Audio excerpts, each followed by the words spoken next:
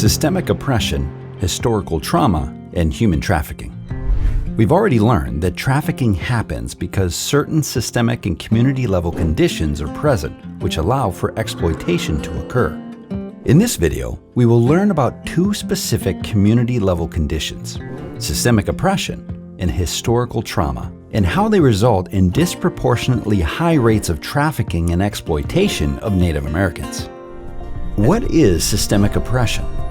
Systemic oppression is racism or other types of discrimination embedded into a political or social system. Systems include our legal system, healthcare system, transportation, housing, and education system. Systemic oppression can be written into a law, policy, or practice that is intended to unfairly advantage one group over another group. For example, the Dawes Act, or General Allotment Act of 1887, which divided tribal lands into allotments held in trust by the U.S. government, who then turned around and sold excess land to white settlers. Or it can also be seen in the residual impact of a past law or policy which has resulted in the unfair disadvantage of a particular group. An example of this is the loss of language and culture in Native communities today as a direct result of the forced re-education and assimilation of Native children during the boarding school era.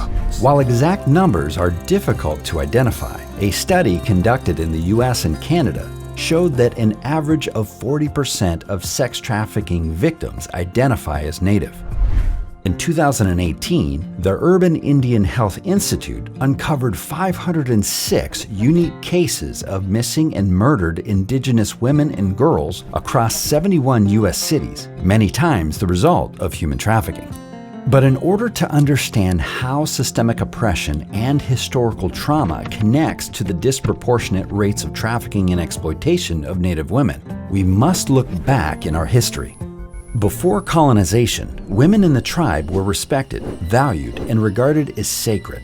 But colonization resulted in the rape, exploitation, abuse, and even death of Native women at the hands of European settlers.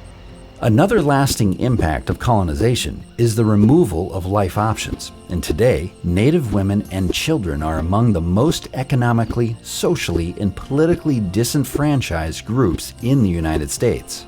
So, what can we do to prevent someone from winding up on the exploitation on-ramp? Do we post warning signs and teach people to recognize the dangers and hope they can avoid exploitation? Do we identify pathways to exploitation and set up rescue operations?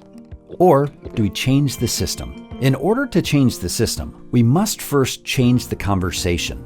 Instead of asking what individual choices might result in exploitation, we need to ask where the on-ramps are in the community and what needs to change in order to make the community safer for all.